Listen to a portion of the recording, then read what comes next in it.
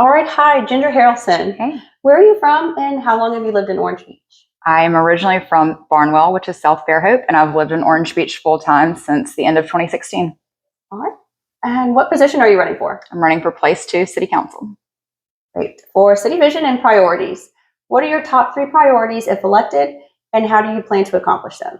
My top 3 priorities are strong schools, responsible growth, and government transparency. I plan to accomplish these by having a collaborative approach and community-first approach. All right. And what is your long-term vision for our city over the next 5 to 10 years? I see Orange Beach continuing to be a family-friendly place where people want to come and raise their children. I would love to see more walkability and more green space. How will you balance growth and development? I will balance growth and development by continuing to vote against upzoning, especially in residential neighborhoods, and especially without consideration for important questions like whether our sewer, streets, and schools can handle the growth. Mm-hmm. For budget and taxes, how do you plan to handle the city budget and prioritize spending? Being a small business owner and also an attorney, I feel like I have a unique skill set that will add value to budget and spending within the city. How do you support, or do you support raising, lowering, or keeping taxes the same, and why? As a conservative and as a business owner, I would support lowering taxes, but I'm just not sure if that's a realistic approach until if and when I get in office, I can get a more detailed view of what is happening with the money. And what specific services or programs would you protect from budget cuts, even during a downturn? I would protect school funding and community programs that benefit residents directly. For housing and development, how do you plan to involve the community in decisions about new developments and zoning changes? I plan to involve the community through my Facebook presence, my social media presence. I have a group of 110,000 group members, What's Happening Orange Beach, and I try to post notices for changes there.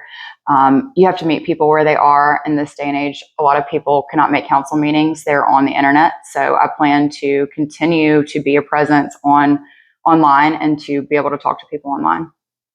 Great. And for education and youth, how will you support our city schools and ensure all children, including those with special needs and disabilities, have access to quality education?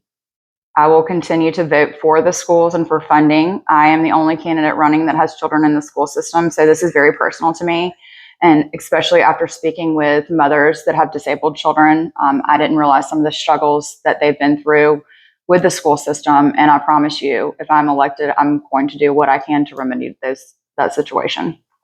All right. And what role should the city play in supporting youth programs and after-school opportunities? The city should play a big role in supporting youth programs and after-school opportunities. The youth is our future, and if we want to continue to grow as a city, we have to invest in the youth. For transportation and infrastructure, what is your plan to improve roads and pedestrian safety? We need more pedestrian options. We need more sidewalks. We need more golf cart paths. I would love to see more green space, and I would love to see some type of public transportation system. I think this is going to be critically important as the popularity of the Gulf Shores Airport continues to increase. And how will you ensure equitable infrastructure investment across all neighborhoods?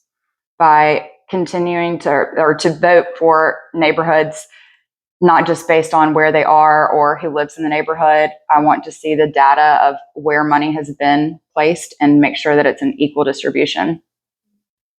For transparency and community involvement, how will you ensure transparency and accountability in city government? I will ensure that the law is followed. Notices should be published in a certain amount of time. Closed door meetings should not be happening unless it's absolutely necessary under the law. And there's very few circumstances where that's the case. I plan to continue to use my social media platform to engage and educate people of Orange Beach about when major changes are happening. And how do you plan to keep residents informed and involved in local decision making?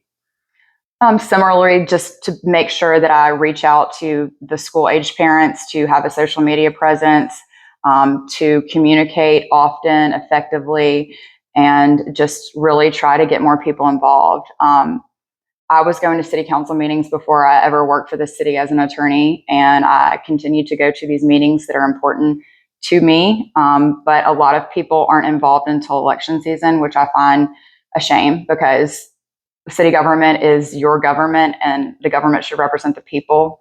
So if you're not paying attention, it's not a benefit to yourself or your kids. For equity and inclusion, how do you plan to make the city more inclusive and accessible for people with disabilities, seniors, and other often overlooked groups? I feel very passionately that there should be equitable accessibility, especially at parks and playgrounds. After speaking to special needs mothers, I've found out some things that can definitely be improved, and I have given them my word that I will do what I can if I'm elected to improve those issues that they have been experiencing. Mm-hmm. And candidate accountability, who do you see yourself accountable to? I see myself accountable to the people of Orange Beach, my family, and to God.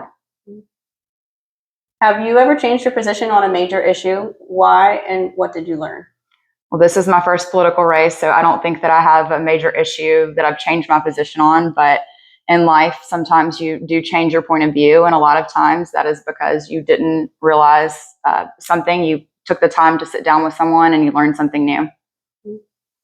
And finally, what sets you apart from the other candidates running? I am the only candidate running that has children in the school system. I'm the only candidate running that is a mother, and I'm the only candidate running that is an active small business owner. I'm also an attorney, so I have a lot of knowledge about zoning, planning, and municipal law that I hope to bring value to the city with. All right, Ginger Harrelson, thank you so much for your time. Thank you so much.